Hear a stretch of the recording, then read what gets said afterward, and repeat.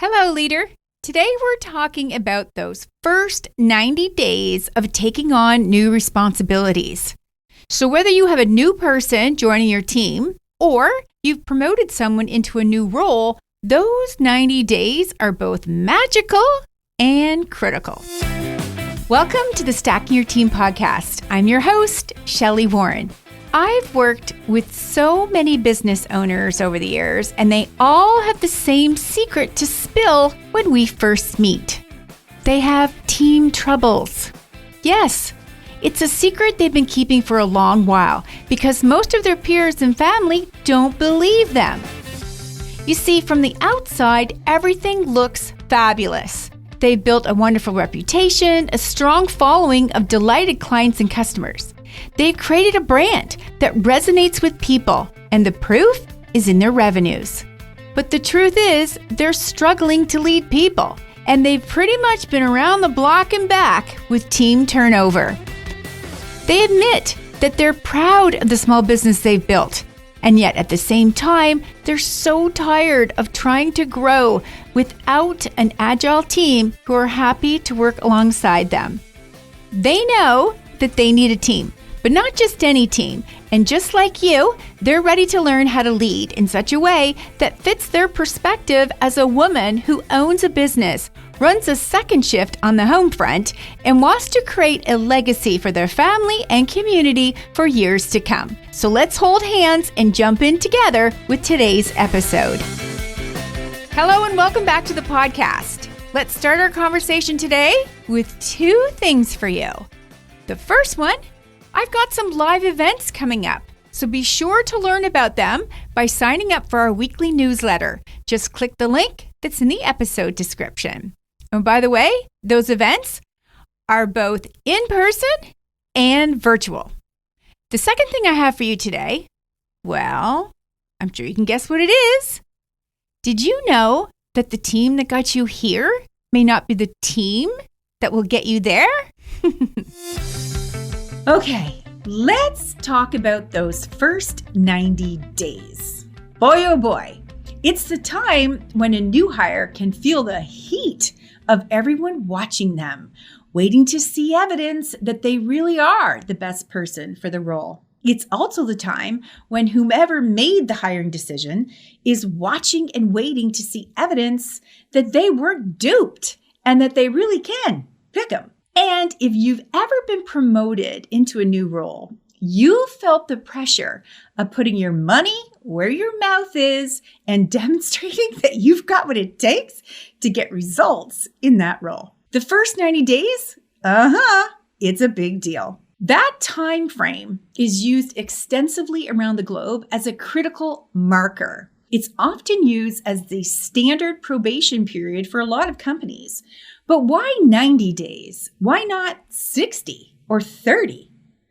Well, mainly because 90 days is enough time for that team member to demonstrate their capabilities. And for you, the person who hired them, it's enough time to uncover gaps, worrying behavior, and even secret skills. 90 days is also a full quarter. So it's provided a full range of what typically happens in your business. You know, the ebb and flow of your operations. And it's enough time for your new hire to see how you lead. It's also a good amount of time for a new hire to interact with the full team and to rally around the mission and rise to the challenge where needed. All of this helps you, the leader, make the next big decision. Do I keep this person or do I let them go? Now, of course, during those first 90 days, there would be thoughtful onboarding baked right in to your new hire experience that you're offering. You would have provided them real work that matches the long-term responsibilities for their role. Sometimes the new hire spends way too much time focused on basic tasks that don't showcase their capabilities at all. No stretching tasks, no tasks that impact their peers or your clients. It's unfortunate that this is their onboarding experience because it doesn't clearly help them decide if they want to stay, nor does it clearly show you if you want them to. A better 90-day onboarding experience would have started with training and testing and evaluating a new team member's ability to learn the core duties of the role. And then we would migrate them over into other tasks that link to those core tasks that they've just mastered. Essentially showing them how important their core activities are, who their role impacts, and where they could potentially be a bottleneck for someone else. New people like to know how what they do fits into the larger picture, those big goals of the business. There's a lot to learn and then apply during those first few months.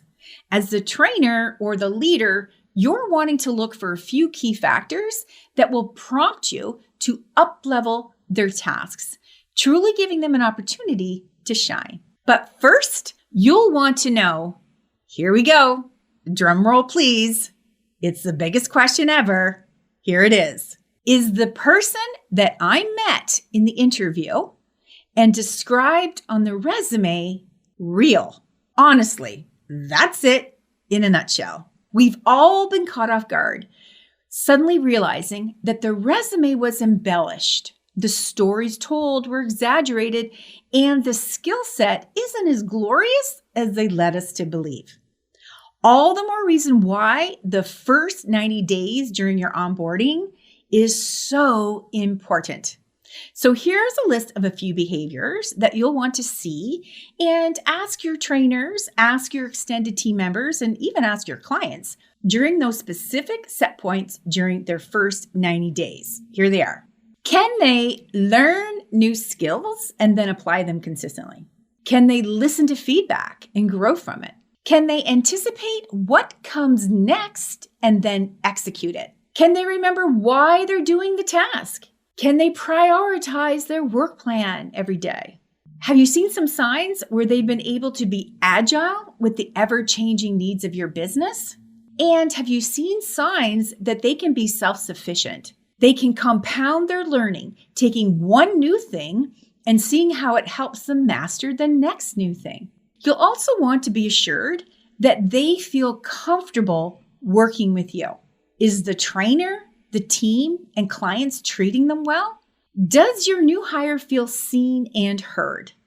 You've heard me say it before here on the podcast, but it's worth repeating. Culture is queen in any workplace, and setting your new hire off on the right foot from day one is priceless. Deciding if this new person is a long-term fit within 90 days or even sooner is so much more feasible than finding out 6 months or maybe later. For them too. People are your biggest asset and your biggest investment. So let's plan in processes to notice and then provide feedback about the performance early on. Recently, I had a former client tell me that she was struggling with a new hire who was showing signs that they were lacking common sense. Now, I've been known to say that you can't teach common sense. You either have it or you don't. But that was before I realized that so many of our young people who are joining the workforce simply have not been given the opportunity to think for themselves. They've been protected, coddled, and so much about the real-world dilemmas have been solved for them or barriers broken down so they don't even encounter anything too difficult. Okay, I admit not every young person has lived a privileged life. Many have had it really hard, but a good majority of them have been safeguarded, and those adults that did everything they could to shelter them from the harsh, cruel world did not do them any favors. But I digress. So back to the story. This new team member had the credentials for the role and was chosen as the best candidate following a pretty robust interview and hiring process. Yet within their first 90 days, it was apparent that they couldn't take the right step, connect the dots for decision-making, or follow standards consistently. It was frustrating for sure for that CEO and the extended team, especially as this team member was providing services for clients and had a full roster. So the CEO asked me, How do I hire for common sense and problem-solving ability? Well, it all starts with those reference checks.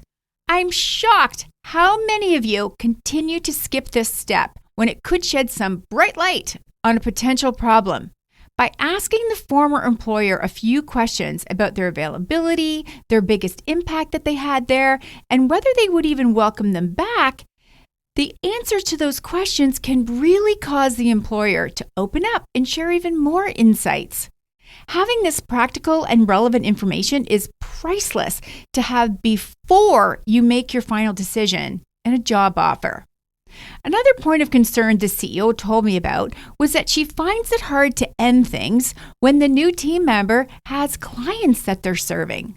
I get it, but it's so worth it to cut ties early and redeploy those clients to another team member who will undoubtedly serve them at a higher level anyways. I encouraged her to bless and release this team member within a few days, and then she asked, how do I avoid common sense issues in the future though? Here's what I told her. Build in some initial tasks and projects that test those new hires in week 1 and in week 2. And don't hesitate to make it difficult. You want to see them shine early on and often. So this could look like giving the new person the task of organizing a storage room or creating an action plan to host an in-person outreach event to attract new clients and customers. In the storage room project, you'd be looking for the person to create an inventory tracking spreadsheet that highlights multiples and low stock. You'd want to see uniformity in labeling, storing like-for-like items together, and putting frequently used items in the front for easy access. Of course, you'd watch for safety issues like trip hazards, overloading shelving, or topsy-turvy stacking methods.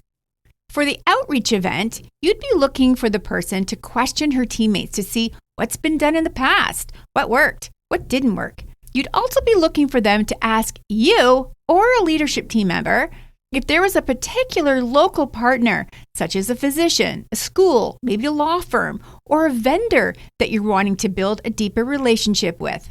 It's the background information gathering that you're looking for.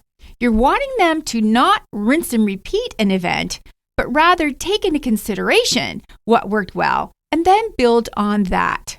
Throwing up social media posts and tacking some balloons on your door just isn't going to cut it. Another idea could look like creating a new training video or training resource that they believe would help the next new person who joins your team. This would involve looking to see if there was already a resource and questioning why they didn't use it, and if they did, what didn't work well for them. Maybe it was tough to find the resource in your electronic files. So what could be done to enhance it? Maybe better photos, a voiceover, better examples of good, better, best. And of course, in all of these examples, you would not hold their hand. Rather, you'd give them some direction as to the best outcome, and then sit back and watch them in action.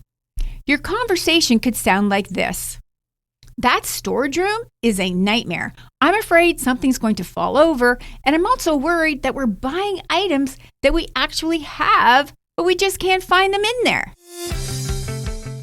So what about the person who has recently shifted into a new role and you're wanting to witness them stepping up their contribution and especially their thought process for what their priorities are?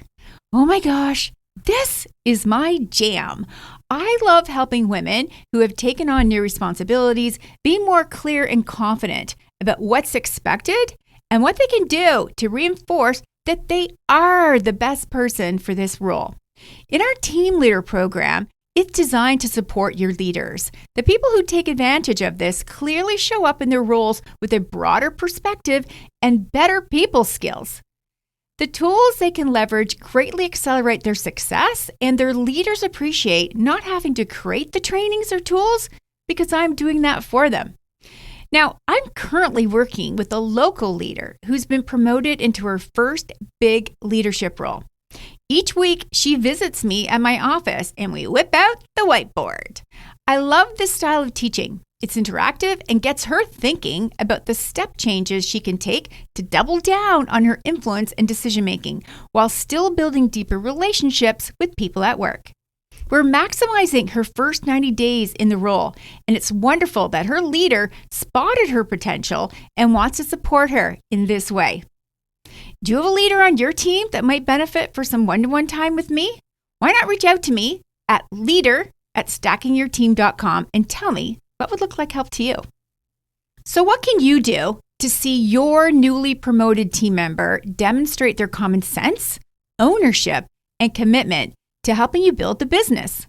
Let's add in some immediate projects and tasks that get them thinking differently about what they do. This could look like a cost savings project. After all, the people closest to the work know the most about the work, right? So why not challenge them to find where you're overspending, underspending, and my favorite, going after those slow pays, no pays, and bounced payments. Or here's a favorite. How about tasking them to improve your meeting structure?